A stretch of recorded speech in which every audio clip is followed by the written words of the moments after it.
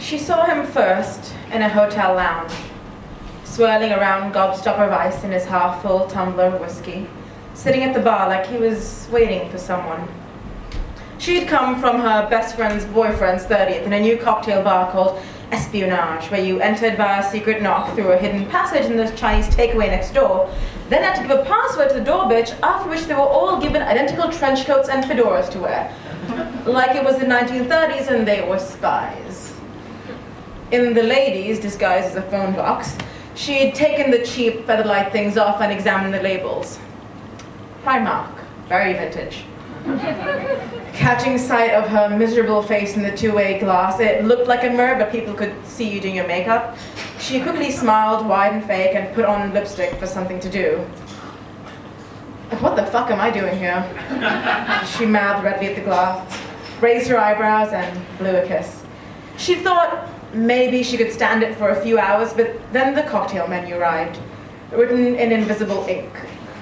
And they had to wear special 3D glasses to read it. And that was when she cracked. The nearest place serving alcohol turned out to be the discreetly expensive hotel in the corner. She'd passed it any number of times, well-dressed, middle-aged men murmuring business over single malts, elegant women who might be lost trophy-wise, but were more likely call girls drifting through the lobby. But she'd never gone in. Reasoning that she deserved a treat, she tried to push the door open, but the dark-suited male model guarding it got there first. "Good evening, madam," he said, smiling like a toothpaste advert. Madam? Christ, did she look that old? No, she really needed a drink. At least she'd resisted the pressure to dress 30s and could pass for a normal person in her black tailored dress. She marched up to the bar and dumped her beaded handbag on it with unnecessary force, staking her claim. Instantly, a barman appeared. His good looks were so symmetrical, he could have been the older brother to the guy at the door. Her age maybe, but like the door guy, he had a very nice smile, and it was good to see that. "A dirty martini, please," she said before he could ask, and he nodded and whisked to pluck the Bombay Sapphire from the shelf, even though she hadn't said gin or vodka. He was right, though. How do they do that, barmen? Could they tell other things just from looking at you? She suppressed an impulse to lean forward and ask him what color underwear she was wearing, surprising herself. Oh, but this was a drink, all right. Nearly worth the £20. Gin, vermouth, olives, a touch of brine. So simple, yet so hard to get right. Not some fucking travesty with a stupid punning name served in a fucking pickle jar or some vine garnished with spam. She took a deep breath and another sip. Where was all this bile coming from? Did she swear this much out loud? Sometimes she hated London.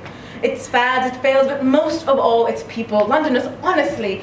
People always congratulated her that when she admitted that she'd been born here, but really, was that such an achievement?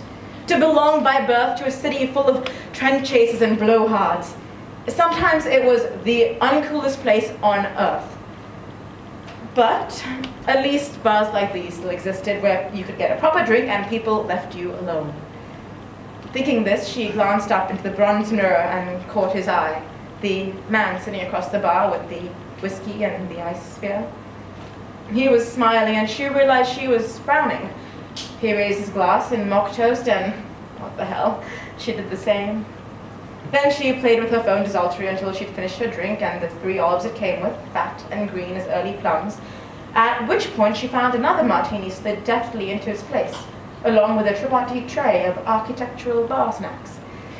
She looked up at the clean lines of the barman's face. I didn't, he nodded his sleek, dark head. Over there. The man in the mirror toasted her again. She glanced at her phone. Twitter and Facebook status updates from the crew at Espionage had somehow struggled up through the concrete of the basement and proclaimed them to be having the best time, LOL. There were selfies, there were hashtags. She placed her phone face down on the polished top of the bar and beckoned the man over. He was new in town, he said.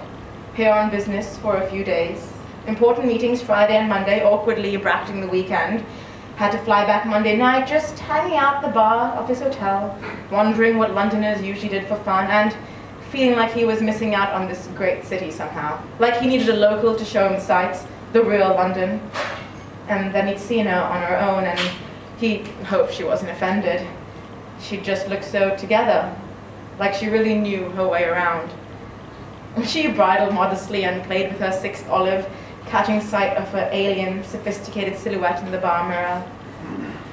The lighting in here was really amazing. In the golden tan of the glass, they both looked nearly as good as the barman. But your accent, it's British, I know, he said. That's a boarding school for you. I've got the passport too, but I've really never lived here, not really. I was born in Amsterdam, but moved to Hong Kong when I was 5. Now I travel all over the world with work. I'm sort of a professional nomad. The Flying Dutchman, she said. He smiled and she giggled. She never giggled, she never bridled. What was going on? 4 shots of gin and an empty stomach, said her happy, light head. Love at first sight, said her silly, lonely heart. Let me show you around, said her impulsive lips. I'm a Londoner, born and bred. And her fingers rested on his forearm, feeling the delicate blonde hairs and the dense muscle beneath. So she showed him her London.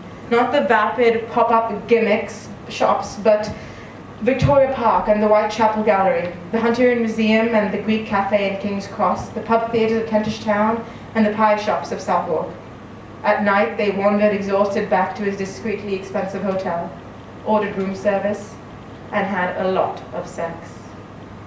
And when he left on Monday evening, as planned, she came back to the hotel bar a few times over the next weeks, just in case. Because it had been like a dream, and she wasn't sure, and she wanted to remember. But he never did come back. But the barman, whose name was Mark, turned out to be her age after all, exactly to the day, and they got talking, and he was new in town too, and there was so much she wanted to show him, so much more.